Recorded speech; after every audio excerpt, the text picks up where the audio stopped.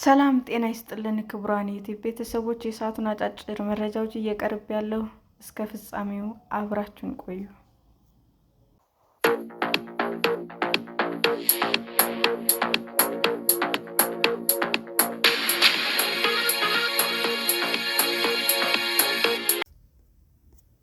ልጄን ያጣሁት ሱሰኛ በመሆኔ ነው። በርካታ ሴቶች የሚጠቀሙትና እጽና መዘዙ።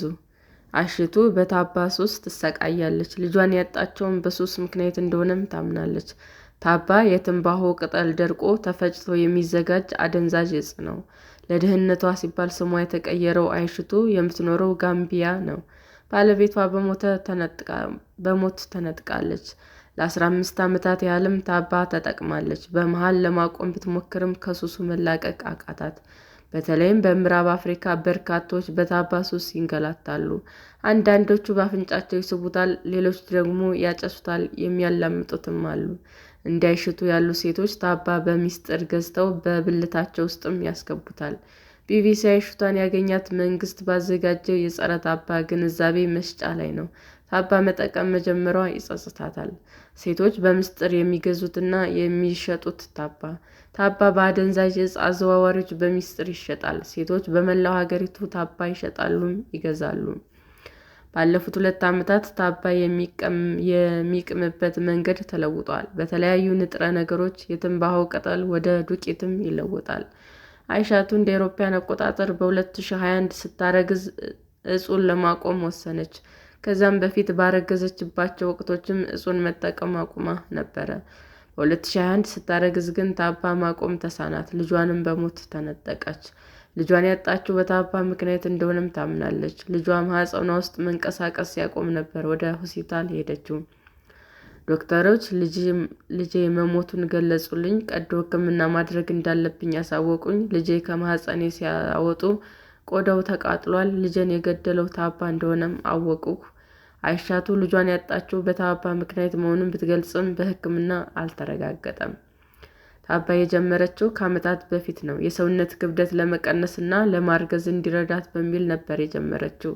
አደንዛዥ እጽ ግን ምንም አልፈየደላትም። ታባ ሰውነት ውስጥ ሲገባ ሙሉ በሙሉ ይቆጣጠራል። ጤናማ ስሜት ውስጥ ለመግባት የግድ ታባ መጠቀም ያስፈልጋል። ታባ ያስደስተኝ ነበር፣ ሆኖም የወሲብ ፍላጎቴን ቀነሰ። በጣም በሱስ ከመጠመዴ የተነሳ በቀን 3 እና 4 እወስድ ነበር ትላለች። ልጇ ከሞተ በኋላ አደንዛዥ እጹን መጠቀም ብታቆምም የማህፀን ካንሰር እንዳለባት ተነገራት።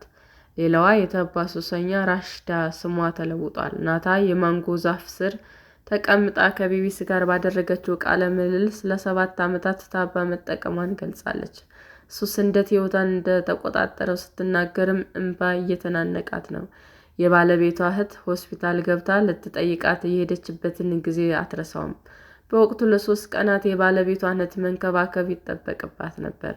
ሆስፒታል ስትሄድ ታባዬን ረስቼ ነበር፣ ምንም ነገር ላይ ትኩረት ማድረግ አቃተኝ ትላለች። ታባ ለመግዛትም ወደ አደንዛዥ እጽ አዘዋዋሪ ስትሄድ ሱሷ ምን ያህል ስር እንደሰደደም ታወቃት። ታባ ለመጀመሪያ ጊዜ ለሚጠቀም ሰው በስቃይ የተሞላ ተሞክሮ መሆኑን ሁለቱም ሴቶች ተናግረዋል። መጀመሪያ ታባ ስወስድ ከ1 ሰዓት በላይ ራሴን ሳትኩ። ሁለተኛ አልጠቀምም ብዬ ነበር። ለሁለተኛ ጊዜ ስወስደው አስመለሰኝ። እጹን የሰጠኝ ሰው እያስመለሰኝ ሰውነቴ እየጸዳ ስለሆነ ደጋግሜ እንድወስደው ነገረኝ ትላለች አይሽቱ። ራሽዳም ተመሳሳይ ተሞክሮ አላት። አዞረኝ፣ አንቀጠቀጠኝ፣ ወባ ያዘኝ መሰል ነበር። ትንሽ ቆይቼ ራሴን ሳትኩ። ለ3ኛ ጊዜ ስወስደው ነው ጥሩ ስሜት የተሰማኝ ትላለች። በጋምቢያ ታባ እንደ ጭንቀት መድኃኒት ይወሰዳል። ኃይል ለማግኘት፣ ጤናማ ለመሆን ይረዳል ይባላል። ሐኪሞች ግን አደገኛ መሆኑን በመናገር ማስጠንቀቂያ ሰጥተዋል። ታባ ሻጮች ገበያ ላይ የተለያዩ ሸቀጦችን በማቅረብ አደንዛዥ እጽን ለመሸፈን ይሞክራሉ። ምስጢራዊ ቃላቸው የሚያውቁ ሰዎች ብቻ ነው የሚሸጡት። በገጠር አካባቢዎች አዛውንት ሴቶች እጽን ያቀርባሉ። የ56 ዓመቷ ራማት በሀገሪቱ ሰሜናዊ ግዛት ለ2 ዓመት በሚስጥር ታባ መሸጧን ትናገራለች። ታባ መጀመሪያ ላይ በጨርቅ ይጠቀለልና ሽታውን ለመደበቅ በወረቀት ይሸፈናል።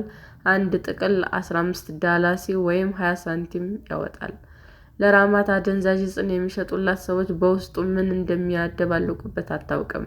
ንግዷ እንደተጧጧፈም ግን ትናገራለች።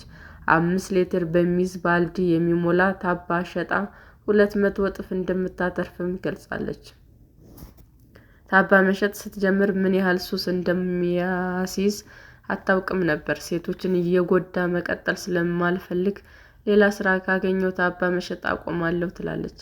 አክላም አንድ ቀን ለኢንፌክሽን ታባ ተጠቅሜ ልሞት ደርሼ ነበር። ከዚያ ቀን በኋላ ተጠቅሜው አላውቅም። አንዳንዴ ደንበኞቼም እንደሆኑ ይናገራሉ ብላለች። ዘጋምቢያ በ2020 ታባ ጎጂ ነው ስትል አውጃለች። ሆኖም ግን እርምጃ መውሰድ ላይ ክፍተት ይስተዋላል። የህዝብ ተወካዮች ካጃሊ ሶንኮ ከሀገሪቱ ጠንካራ እርምጃ እንደምትወስድም ይናገራሉ። ቀጠናዊ የዕፅ ዝውውር ሰንሰለት የሀገሪቱ ባለስልጣናት እንደሚሉት የታባ ዝውውር ከጋምቤላ አልፎ በጊኒ ቢሳውና ሴራሊዮን ይደርሳል። በ2022 ታባ ለታዳጊና አዋቂ ሴቶች አደገኛ ነው ብሎ መንግስት ቢያውጅም መሬት ላይ የሚታይ እርምጃ አልተወሰደም። ሻጮችና ገዢዎች ላይ ህጋዊ እርምጃ ሲወሰድም አይታይም። ታባ ህገወጥ ባይሆንም ሲጋራ ማጨስ መጀመር የሚቻለው ከ18 ዓመት በኋላ ነው። የእናቶችን ጤና ላይ የሚሰሩ የመብት ተሟጋቾች በተደጋጋሚ ማስጠንቀቂያ ሰጥተዋል።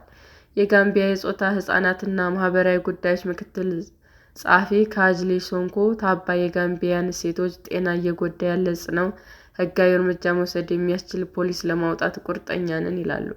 የሕክምና ባለሙያው ዶክተር ባዬ ቻሞ በታባ ላይ ጥናት ሰርተዋል። ሌሎች ጭስ የሌላቸው የትንባሆ አይነቶች ከሚያደርሱት ጉዳት በተጨማሪ ታባ ጉዳት እንደሚያስከትል በምርምር ደርሰውበታል።